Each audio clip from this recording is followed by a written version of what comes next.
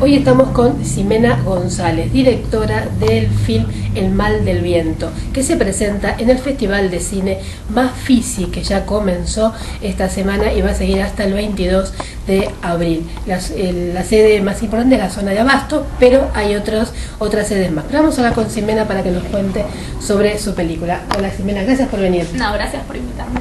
Bueno, contame El mal del viento. Tiene que ver con una historia muy particular. Sí, el documental es la historia de Julián Acuña, que es un nene de la comunidad indígena Mbia Guaraní de Misiones, que es descubierto enfermo en su aldea y a partir de esa enfermedad es trasladado al hospital más cercano. Ahí se empieza a ver que en realidad parecía que lo que tenía era algo más grave de lo que se creía y empiezan a trasladarlo por diferentes centros de salud. En un momento los médicos prescriben una cirugía, el papá y la mamá de Julián se asustan, se escapan del hospital y a partir de ese momento se hace una denuncia e interviene la justicia.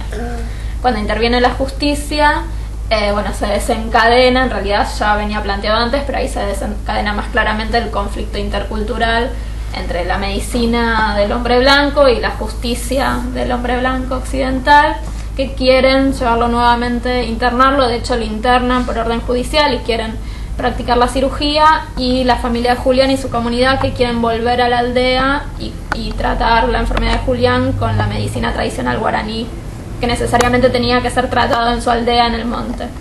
Claro, porque tiene otras costumbres, tanto de leyes, como bien vos marcaste, como de medicina. Uno porque piensa desde la medicina de nosotros, ¿no? ¿Cómo no se va a operar? Pero también hay que ponerse en el pensamiento y en las historias de ellos, las costumbres. Sí, y más allá de las creencias, digamos, que son lo importante, lo que pasaba también era que a partir de la intervención de la justicia no se permitía, porque es válido, tanto la medicina del hombre blanco, nosotros en general nos tratamos a través de esa medicina, claro, como la medicina tradicional guaraní, pero la cuestión es que hay algo en la cultura occidental que no deja de ser hegemónica y deja de oprimir a las demás culturas y no permitir el desarrollo pleno, digamos. Claro. La cuestión es, la cultura occidental se plantea como una especie de verdad absoluta, ¿no? Que quiere trasladar sus creencias a todo el resto de las culturas, y el problema acá era también no solo la medicina, el problema no era lo que se planteaba desde la medicina del hombre blanco, sino también que había una intervención de otras instituciones, claro, de la cultura occidental, como la justicia, que no permitía el pleno desarrollo de la cultura guaraní. Claro, que también ocurre con ciertas costumbres religiosas. Hay una religión que tampoco permite que la medicina del hombre blanco, como decimos en este momento, sí, intervenga en la salud de la gente que practica esta creencia. Sí, cuando yo estaba haciendo en el primer momento del rodaje del documental eso y contaba de lo que estaba trabajando, eso se planteaba mucho, esta cuestión de, pero hay ciertas creencias religiosas que no permiten la transfusión de sangre, o que no permiten, sí, el trasplante de órganos. Sí, sí. Y acá había otra particularidad, no solo esta cuestión de cómo desde la comunidad Mbia Guaraní se planteaba el tratamiento de esa enfermedad, sino que en estas otras religiones de alguna manera la diferencia es religiosa, pero siguen perteneciendo a una misma cultura, ¿sí? A una cultura, claro, occidental. Entonces la creencia con respecto a la forma de tratamiento de la enfermedad vinculada a la creencia religiosa es diferente, pero siguen, perteneciendo a otras instituciones de la cultura occidental, como la justicia.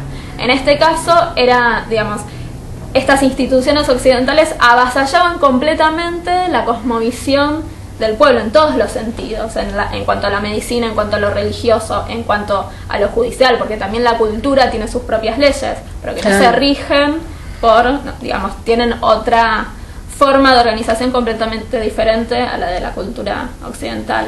Claro, claro. Eso es muy interesante, aparte de la mirada, ¿no? De cómo se reacciona con la misma enfermedad de dos puntos diferentes. Es que esa también era una cuestión, porque no sabemos si es la misma enfermedad, Los médicos blancos hicieron un diagnóstico de lo que ellos consideraban que eran tumores cardíacos y demás, que en la película se cuenta, pero el líder espiritual de la comunidad planteaba otra cosa diferente. Habla de una piedra.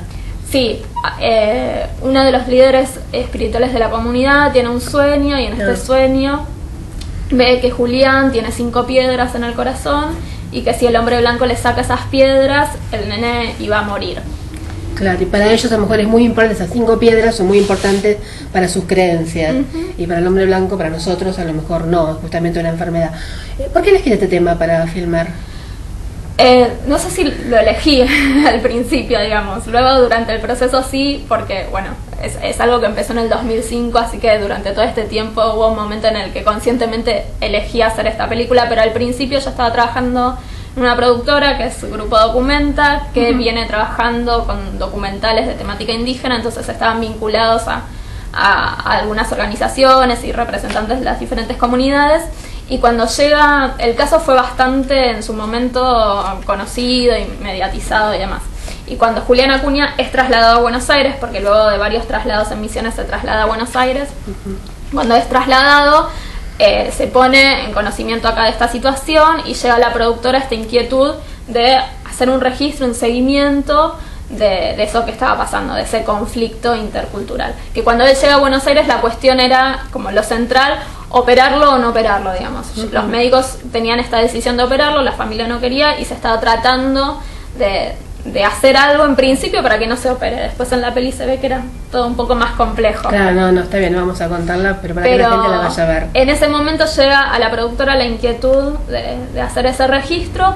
Como los directores de la productora no podían hacerlo porque estaban con otros proyectos, fui yo. Pero, digamos, agarré una camarita y fui. En principio no agarré la cámara, sino que hubo un acercamiento a la familia, hubo una estadía ahí en el hospital, un tiempo de acercarnos. Y después empecé a registrar todo ese proceso. Y al principio fue una cosa más intuitiva, de decidimiento, de observación. Y después se empezó, a medida que yo también me acercaba a esa realidad y que había un vínculo más cercano, el proyecto empezó a crecer y empecé a descubrir también que sucedían cosas que eran mucho más complejas y más profundas que esto que estaba a simple vista, que era, bueno, los médicos quieren operar, la familia no quiere operar. Había un montón de otras cosas de fondo que tenían que ver también con la pregunta que uno se hace frente a la muerte, ¿no? Que cada cultura va a responder de manera diferente. Claro, vos decías que en un momento, recién decías, ¿no?, que de pronto si querían operar o no los padres. A veces nosotros, los hombres blancos, como lo estamos definiendo en este momento, tampoco queremos operar a un ser querido a veces, porque tenemos miedo a esto, a la muerte, ¿no? El miedo siempre está, y no sé si tiene que ver con la cultura guaraní o con la nuestra, pero evidentemente tiene que ver con los miedos de los seres vivientes, por lo menos nosotros, los racionales. Sí, miedos y otras cosas también, claro, como otras cosas que atravesaban a esta familia que también... Yo creo que la película también es una película sobre el encierro, siento yo que era así. Y además de todo esto terrible que le estaba pasando a este nene, que cualquiera no podemos poner en ese lugar, yo no tengo hijos, pero me imagino que ya tener un bebé, un hijo con una enfermedad grave, ya es una situación muy dolorosa para cualquiera, para todos. Exactamente. Y encima de eso, sufrir el desarraigo, estar completamente lejos de tu tierra, estar en un espacio que te oprime, que completamente desconocido, claro. ¿sí? La mamá y el papá de Julián, que además eran nenes también. La mamá tenía 17 años de Julián y el papá 21. Claro. Entonces, digamos, nenes adultos igual eran. La madre de Julián es una madraza, pero por momentos yo la veía y la veo ahora en la película y también pienso, es una nena. Son muy jóvenes, claro. Es una nena que la arrancaron de su aldea y la encerraron en un hospital, porque es como lo único que puede hacer, que es estar encerrada dentro de la habitación del hospital. Y además vive acá a Buenos Aires, a la gran ciudad, que es terrible para los que vienen de afuera, en esta vorágine. No está acostumbrado y a veces también le molesta. Sí, yo veo la película, igual soy de acá y me parece terrible también la ciudad. Claro, no, seguro nos parece más a nosotros. Bueno, ahora estás en el Bafisi. ¿Qué días se van a presentar para poder verte? Mañana, sábado 14 de abril a las 15 horas es el estreno mundial de la peli. Es el estreno mundial, es la primera vez que se ve en cualquier lugar. Qué bueno. Y después del estreno, eso es en el Abasto. Shopping Abasto. Y después de eso hay 2 funciones más, que una es el jueves 19 de abril, ya te digo la hora, a las 15 horas, que también es en el Abasto, y el domingo 22 de abril a las 15:30 horas, que es en la Alianza Francesa, que está ahí en Córdoba al 900, que linda es una sala re linda. Ay, es preciosa. Sí. Bueno, así que ya estás ahí. con los estrenos. Sí. Te faltan horas. Sí. Estás muy ansiosa y nerviosa. Sí, la verdad que sí, porque fue un proceso muy, muy largo, hecho muy a pulmón, que fue transformándose durante todo el proceso, como te contaba antes. Pero colaboró el Inca, me dijiste, y el Fondo Nacional de las Artes. Sí, colaboraron, digamos, hubo como 2 instancias de producción de la película, una que fue completamente autogestiva y que quizás, como la gente no entiende cuando uno dice que es autogestiva, no porque no entienda, pero yo digo eso y me acuerdo de mí cargando 800 cosas. Sola, pulmón, como le decimos. Instalándome en el hospital. Pulmón criollo, como fue así. Y bueno, después de esa instancia, que fue toda la del seguimiento de Juliana en diferentes hospitales y demás, el proyecto descansó un rato porque era muy difícil para mí trabajar con ese material, por cosas, bueno, que ya se van a ver en la peli. Y después lo retomé, trabajé en la reescritura del proyecto y demás, y ahí sí pedimos un subsidio en el Instituto Nacional de Cine y en el Fondo Nacional de las Artes para completar el rodaje y hacer toda la postproducción. Así que la segunda etapa fue con un poco más de producción. Está bien. Pero siempre decimos que hay que ver cine argentino, hay que apoyarlo, que es muy buen cine y hay que apoyarlo para que se siga filmando. Sí, necesitamos mucho cine argentino. Sí, y que básicamente no hay que tener el prejuicio de ver o no ver algo porque sea argentino o porque no lo sea. A veces nos llegan cosas de afuera que son imposibles de ver. Tal cual. Así que mejor veamos lo nuestro y hacemos las críticas y vamos ayudando a que los directores puedan seguir filmando y los productores puedan seguir produciendo. Repetinos el horario de mañana, sábado. Sábado 14 de abril a las 15 horas en el Abasto. Y si quieren saber más de otras funciones, las otras funciones o más información de la película, está la página web que es www.maldelviento.com.ar. Muy bien, muchas gracias, Jimena. No, gracias a vos. Mañana nos vemos entonces. Ojalá. Bueno, estuvimos con Jimena González, directora de Mal del Viento.